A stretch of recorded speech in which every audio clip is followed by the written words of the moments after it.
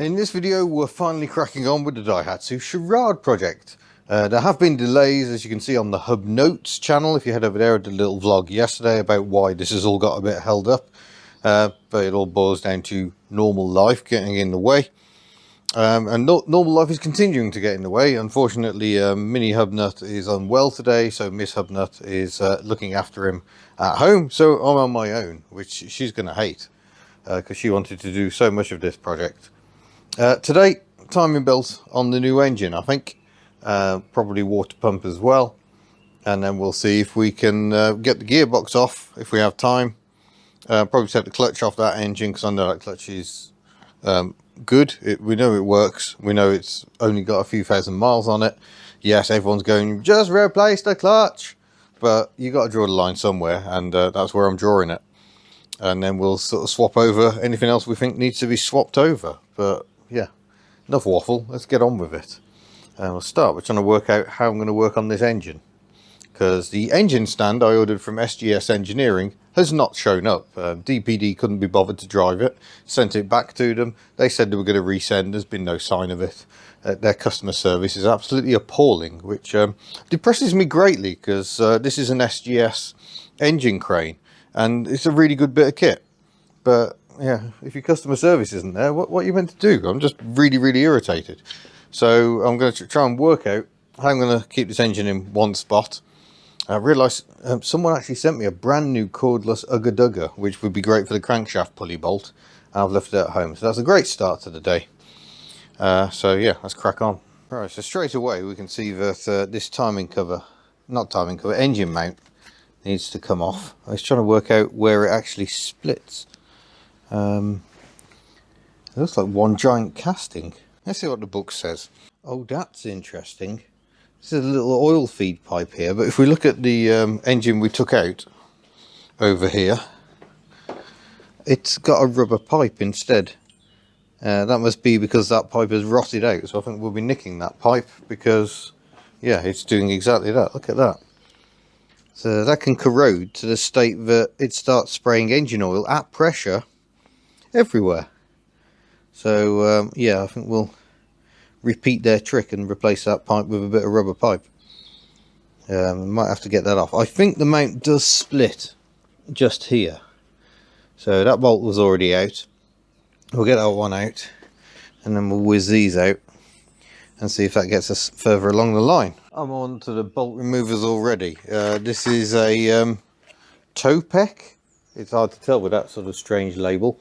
It's like a cheaper Irwin set.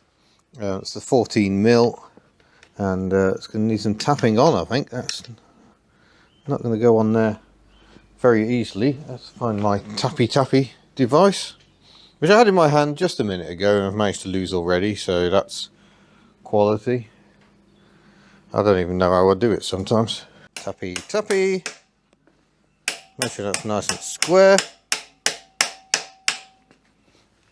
Now hopefully this will do the job. Oh, that's only a 3/8 drive. Okay. No, it's going to have to be ratchet abuse, I'm afraid. This is an old ratchet. It's not one I use regularly, so therefore it can die. That's definitely going round. Yep, there we go. Now I've got the next challenge of getting the thing off.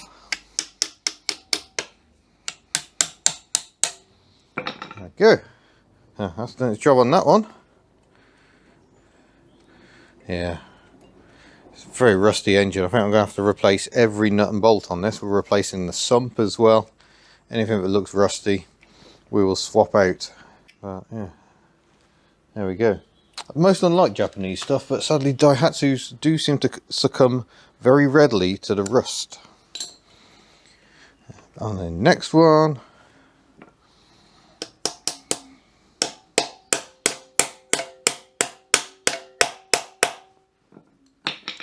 once you crack them, they tend to go quite nicely though. There we go. Oh no, that's not working. Oh no, it is. Yeah. Again, we shall, before we get the bolt out, try and tap this thing off. There we go. I was worried it wasn't going round, but it is. It's not all that happily. Let's see if we can coax it with normal, yeah, normal ratchet will do the job. Now it's cracked. And yes, my gloves are off again. Always taking the gloves off. Oh, where did that go? No. A strange stubby little bolt. But yeah, again, absolutely mullet head. These bolt removers are your last recourse. They're for when everything else has failed. But it's the first time I've used them. They seem to work very nicely. And they're a fair bit cheaper than the Irwin ones. And they did a 12mm, which is important on the Daihatsu because there's an awful lot of 12mm. I don't know if that goes through or not. But we'll undo it anyway, I think. I might just be into that little block and we might be wasting that. Oh no, it's got to come off because it's attaching that to that. Avoids your discovery for all of us. Yeah, I can see that I've got entirely overwhelmed by this project, really. But you have to remember that these things are just one bolt at a time. Miss Hubnut will be horrified. I'm not bagging these up. Oh yeah, there we go. That's starting to move. Beautiful. I think that's our last bolt down there. And it should be free. Hey! So that's that engine mounting off, which opens up the access to the timing cover. And this thing, which you cannot remove this while that mounts in place. It's particularly irritating. Oh dear. Mouth sounds dry. Might have to make myself some tea. Such are the hardships of life as a YouTuber. There we go. I got access to the timing cover. So I think the next job is going to be this. I'm going to try my Clark impact wrench and see if we can undo it with that. I haven't got the engine locked, so there's no guarantee this is going to work at all. I might just turn the engine.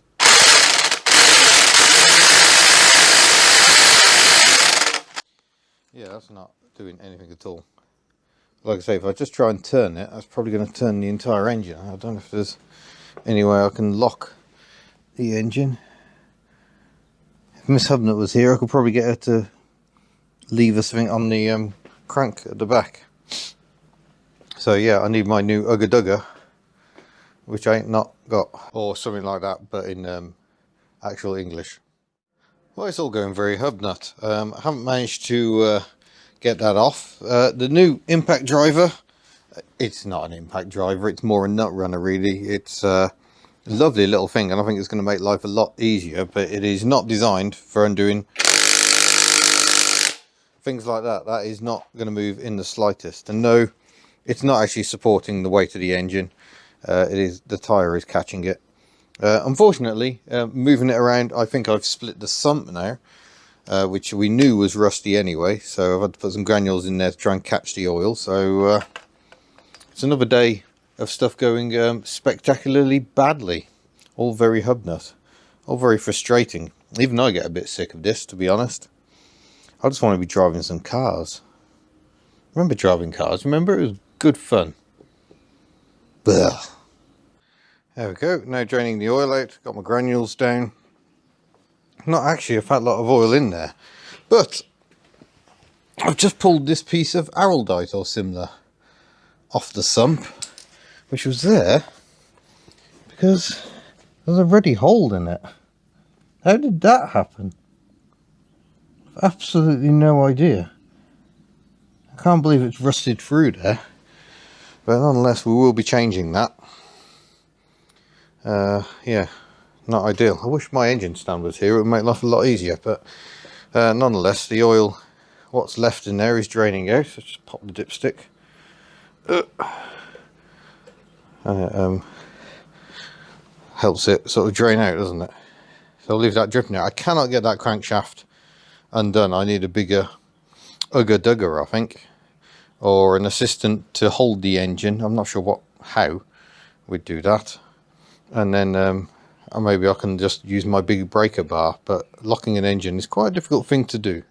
Well, despite appearances, it is still the same day. I've just had a lovely roof-back drive over to Whiteland Restorations. Lewis and Leanne, lovely, lovely people, who have lent me the third Ugga Dugga of the day. and it's this one. My new one is apparently 21 volts. This is a mere 18 volts, but they reckon they've undone some very, very hefty stuff with this. So shall we give it a go?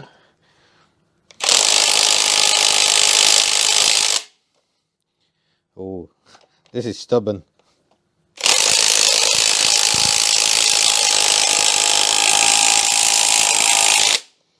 Jeepers, who's done this up? This is not moving at all. It is definitely this way thread, because I've actually tested it on that engine. It got the crank pulley off that engine. So I thought, oh, well, reasonable degree of confidence here. More noise alert.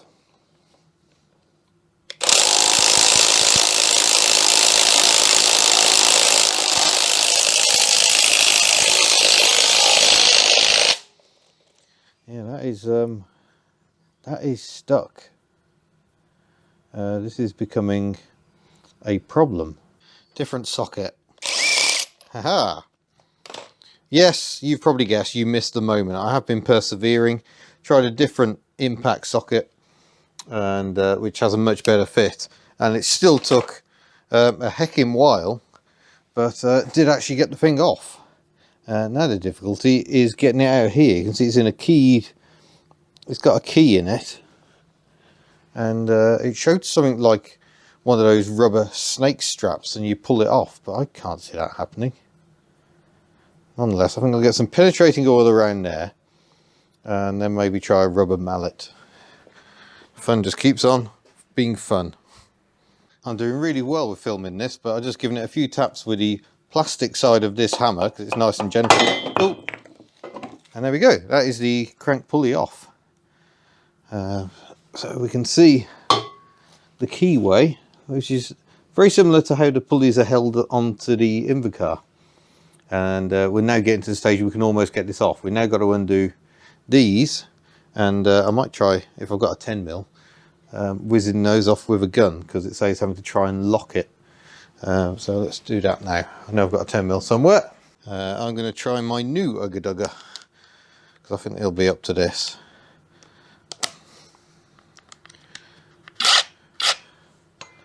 So let's see. Yep.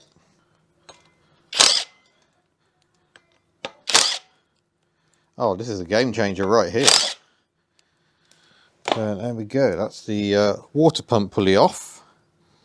I'm going to put the bolts in here because I think we may need this pulley. I can't remember. No, we have got a pulley on that one. But let's just keep everything together anyway. Trying not to be too disorganised when Miss Hubnut's not here. And then we've got a few more 10s to get the cover off, I think. Oh, this is game-changing stuff. The power of Ugga Duggas. Oh, this is better. I was starting to feel quite gloomy on account of not being able to do anything. So thank you, Lewis and Leanne, for the loan of that impact Ugga Dugga. Don't hit anything with your hand that you could hit with a hammer.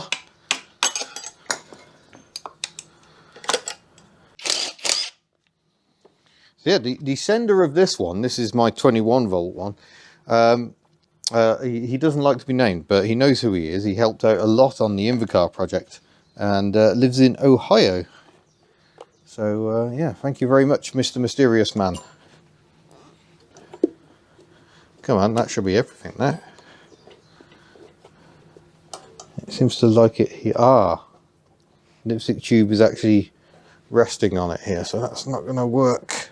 The dipstick tube there, so I might have to take that 12mm off on the top so we can kind of move this out the way, because this bit here is actually holding the timing cover on. So I haven't bent anything because that's still sitting there as it should. Put that ratchet down. I don't ratchet things anymore. I'm a bloody YouTuber. Yeah, we should be back up here hopefully to do more work tomorrow with the delightful Miss Hubnut, who I am missing a great deal. I have a feeling we're missing that bolt altogether on the other engine. So I'm going to go and place that in place there now. There we go. I wonder if someone lost that bolt after doing a timing belt beforehand. So I should... There we go, I can spring that out of the way. That should be timing cover off. I should have gloves on. It's absolutely filthy in there. It's disgusting. Someone did give me some gloves at the NEC. Thank you. A pair to try. Naturally, they're still in Betty, my Ford Fairmont, who is nowhere near here. On this, just in case you're worrying, no, I haven't been feeling suicidal. Don't worry. That's just what happens when you have a Jack Russell in your life. We quite often have differings of opinion. This would be so much easier if it was on a stand and we didn't have chains in the way. Oh, there we go. Voila! We are in. So the water pump is actually unrelated to this part of our inquiries because it runs off the auxiliary belt instead. So all we got is the tensioner and the belt itself. This belt looks in pretty good condition, but even by my standards it would be somewhat dubious to ignore that. I can see sealant here. That's a cylinder head. Is that a cylinder head? No, that's the cylinder head gasket down there. So yeah, some gloop in here, which is a little mysterious. But I'm a little wary because there are various things that can go wrong. You've got twin camshafts, only one of which is driven by the belt. It's going to be educational for all of us. Right, I'm going to go and read the book and see what I have to do next. Timing mark there. On the top of the pulley, you probably can't see it, there's a little indentation there. That's lining up on the back there, so we should be ready to release the tensioner and get the belt off. This is very exciting stuff. Oh, make sure the punch mark of the crankshaft aligns with the mating mark of the oil pump. Where's that? Is that under there? Aha, there we go. There we go, that needs to be pointing at the oil pump. Where's the oil pump? So let's whizzy this off and see what happens. There we go, that's the tension off. But I think we are going to be replacing the tensioner. Makes sense while we're in here. So we'll get that out as well. And now we hope nothing moves. So it's nice when there's a chain in the way. There we go, timing belt off. Doesn't look that old. There's some wear marks on the back. But yeah, why take the risk? Go and grab the new one. Yep, that looks the same as that. Absolutely identical in fact, so we'll swap the bolt over. That'll be our new tensioner. Marvellous. Let's put that one there. And then we've got the belt itself. Let's see how it compares. Yeah, I think the old belt might just be slightly stretched, which is kind of why you do this, so things fit. So when putting the belt on, we need to align with that hole down there. I think there's a yellow mark on the belt, it suggested. I don't know if there is a mark. I can't see a mark. So I think we'll be going for a big dose of Wing-O-Matic. I hope for the best. There we go. I just need to make sure we've got not too much slack there. This is where it's so easy to get a tough out. But I think that's us looking good there. So hopefully if I put the tension on, no, that's not right, is it? That's going to be way too flappy.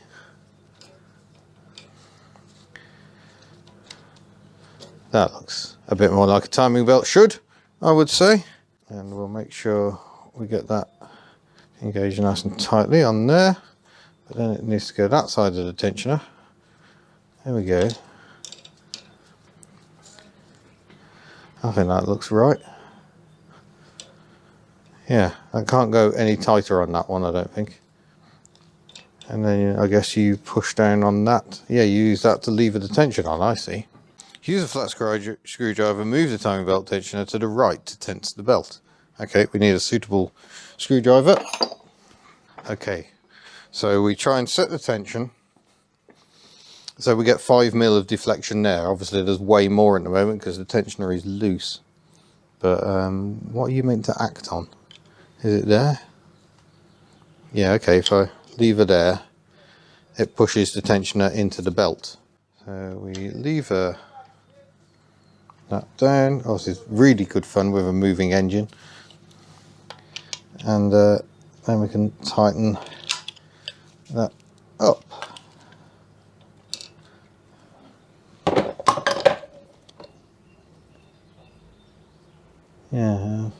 that 5mm? I think I'm going to get the torque wrench so we can actually torque it up properly, and then we'll rotate the engine and just see how it's feeling, I think, and make sure nothing is contacting anything else. So here's a rare moment on old Hubnut. Ooh, quite a bit of a push on that. There we go. 39 Newton meters set, and I will even remove the tension from the torque wrench as advised, because everyone always tells me off if I don't do that. So here I am having to do it on camera to satisfy the internet. Marvellous. So yeah, seems okay to me. Let's rotate the engine using the flywheel. Let's move all this crud out of the way.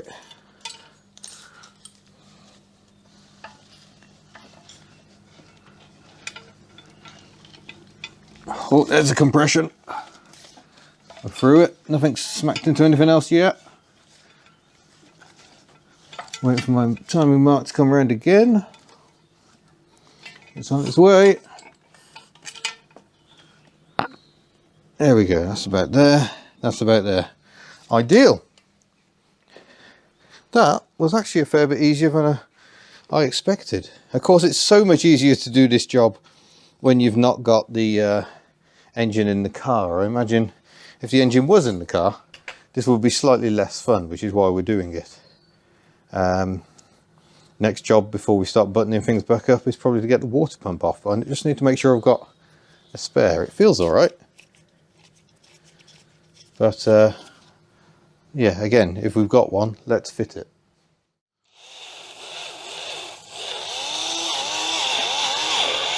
Oh, there we go, it's looking better already. It's got rid of quite a lot of crud. This lube brush on a stick is absolutely marvellous. I use it all the time. It's a splendid bit of kit. What do I need here? 10s, our old favourite. There's the 10 gun. 12, but I think we need the 12 as well. Yep, 112, so let's buzz that off. Whoa, easy now. Don't take your own fingers off. These guns are a bit like actual guns. You really shouldn't have your finger on the trigger unless you intend to use it. There we go, that's the bottom bolt. Now we need 10s. I know we had the 10s somewhere. Well, hello to you as well. That's a very shouty kite up there. Red kites being one of the more popular birds in these parts. That's a 14. I've lost me 10. Maybe we'll just go back to the old school ways, eh? They used to work for us. Oh, it actually feels like I'm making progress now. I was struggling a bit this morning. Yeah, it can be a frustrating business, this working on cars, Lark. Right, that's water pump. I'm going to throw those in the water pump box so we know where they are. I think that's everything. So we'll reposition the drip tray and give it a light toppery.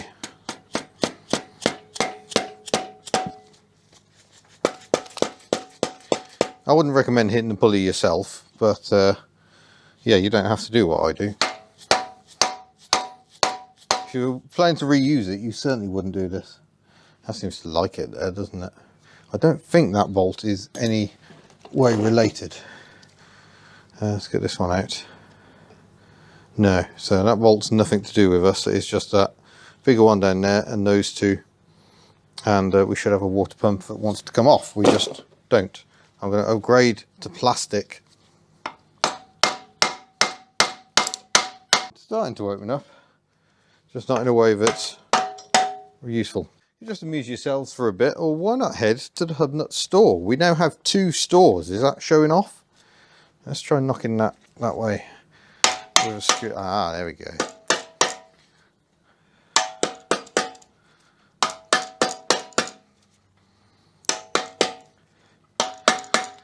Yeah, 2 Hubnut stores, one of which has the Giselle merch and our current hoodie range. We do have a couple of the duo colour hoodies left in stock on the main store. I'm not sure if we've actually got them listed.